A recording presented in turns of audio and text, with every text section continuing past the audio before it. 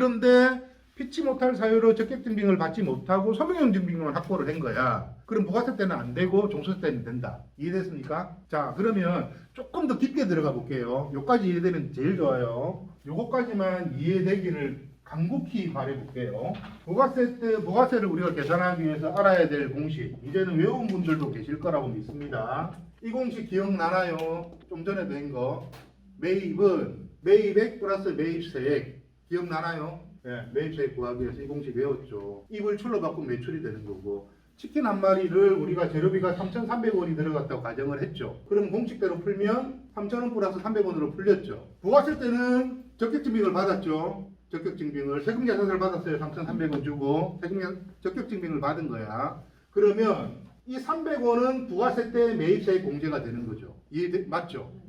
매입세액 공제 뺀 거잖아. 그러면 얘 남죠? 얘는 종소세 때 되는 거예요. 이해가 됐나요? 얘는 부가세 때 빼고 얘는 종소세 때 빼는 거야. 그래서 이걸 구분하는 게 굉장히 중요한 거예요. 연결이 되죠. 3,300원을 받았으면 300원은 부가세 때 빼고 3,000원은 종소세 때 빼는 거예요. 그런데 불행하게도 3,300원을 줬는데 세금계산서를 못 받았어요. 간이영수증을 받았어. 그러면 어떤 현상이 발생되죠? 애초에 매입세액이라는 개념 자체가 없어지죠. 그냥 3,300원을 지출한 결과밖에 안 나는 거죠. 세금계산서를 못 받았기 때문에 부가세 때 못 뺐잖아. 그러면 이 3,300원 몽땅 종소세 때 빼는 거예요. 여기까지 이해되면 오늘 강의는 거의 뭐 다른 걸 다 잊어버려도 된다. 이제 적격증빙, 소명령 증빙, 적격증빙은 어떻게 빼지고 소명령 증빙은 또 어떻게 빼진다. 이해됐죠? 제 강의는 이해만 하시면 돼요. 그리고 제가 강의 마치면 그 단톡방에 링크를 이렇게 걸어드리니까 그 링크를 보면 오늘 했던 내용 복습. 근데 이해한 사람이 보는 거랑 이해 못하는 사람은 봐도 이해가 안 될 수도 있거든. 그래 제 강의 때는 이해하는 게 중요하고 이해가 안 되면 손을 들어서 꼭 질문을 하세요. 내 이해가 안 되니까 다시 한번 얘기해라고. 오늘 일부 강의 때 그 정평 작가가 세금 관련 얘기를 엄청 많이 하더라고요. 둘이 같이 콜라보 강의를 되게 많이 하거든요. 저도 이 프리코디 강의 잘해요. 창업, 뭐 상권분석 하지 마라, 홍보하지 마라. 저는 요즘에 당부풍월이라고 하죠. 초단계 3년이면 어쩌고 저쩌고. 저는 요즘에 이제 점점 세뇌가 돼가지고 창업하지 마라는 강의를 하니까 공식에 답이 있는 겁니다. 공식에 매입세액 공제를 많이 받으려면 첫 번째 선행돼야 될 게 뭐죠? 매입세액 공제를 받기 위해서 우리가 첫 번째 해야 될 일, 적격증빙을 받아야지. 세금계산서를 받아야지. 이제 그럼 이 항목을 하나하나씩 뜯어볼게요. 처음에 공과금이 나왔네요. 식당을 예를 들어보면요. 여기가 식당이라고 가정을 하면 프라이드 치킨을 튀기기 위해서 전기세도 당연히 나갈 거고 맞죠? 가스비도 나갈 거고 또 뭐 있죠? 공과금이 수도도 설거지하고 맞죠? 뭐 요리하려면 물 필요하고 또 통신비 그런 것들이 이제 다 빼지는데 한 개 안 빼지죠. 공과금 중에 안 빼지는 않아. 수도가 빠져.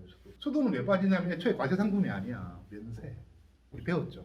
가공하지 않은 물.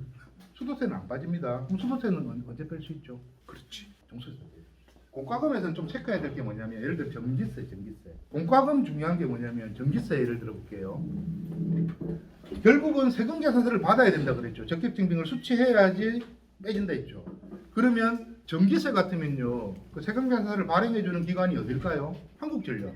사업자 등록 나왔죠. 그럼 한전에 전화해야 돼. 전화해서 어떤 일을 해야 되냐면 사업자 명의전환 신청을 하면 됩니다. 가만히 있으면 안 돼요. 사업자 등록 나왔다 가만히 있으면 되는 게 아니고 전화를 해서 사업자 명의전환 신청할게요 라고 하면 거기서 하는 방법을 쭉 불러줘. 예, 그럼 그대로 따라하면 매달 전자세금 계산서가 발행이 됩니다. 그러면 이제 이렇게 빼지는 거예요. 자동으로. 한 번만 명의전환 신청해 놓으면요. 잊어버려도 돼. 매달 나와요. 쓴 금액만큼. 사업자 명의전환 신청하는 게 굉장히 중요합니다. 공과금 그래야 빼줄 수 있어요. 그리고 공과금에서 또 하나 놓치는 게 사업자 대표자 명의. 여기서 말하는 대표자는요. 실제 운영자를 말하는 게 아니고 사업자 등록증상의 대표자를 말하는 겁니다. 그런 거 많죠. 사업자 등록증은 모친 앞으로 해놓고 내가 운영하고 그러면 사업자 등록증상의 대표자는 모친인 거예요. 내가 아니고. 사업자 등록증상의 대표자 휴대폰비도 빠져요. 휴대폰 요금도. 그럼 휴대폰 요금도 마찬가지로 100번인가 114번인가 전화해가지고 사업자 명의전환 신청을 하면 됩니다.